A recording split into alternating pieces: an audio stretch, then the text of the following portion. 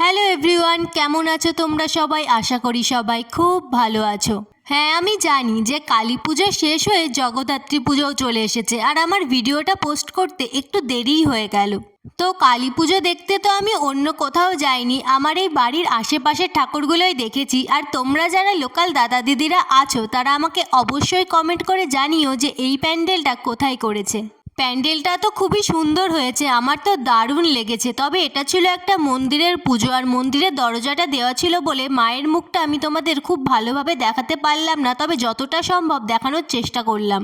পুজো মণ্ডপগুলোতে ভোগের খিচুড়ি তো দেয়, কিন্তু খিচুড়ি খাবার জন্য যেহেতু কোনো চামচ দেয় না, তাই আমরা বাড়ি থেকে এই চামচটা নিয়ে যাই। এতে রাস্তাঘাটের লোক আমাদের দেখে কি ভাবলো এতে আমাদের কোনো যায় আসে না। তোমরাও আমাদের এই ট্রিক্সটা ফলো করতে পারো, আশা করি খুবই উপকৃত হবে। ঠাকুর দেখতে দেখতে আমাদের দেখা হয়ে গেছিল মেরি দিদির সাথে, আর মেরি দিদিকে এবার টাটা করে আমরা চলে যাব আমাদের শেষ গন্তব্যে। আজকে এতটুকুই, দেখা হচ্ছে তোমাদের সাথে অন্য কোনো ভিডিওতে। ততক্ষণে সবাই ভালো থেকো, সুস্থ থেকো, টাটা।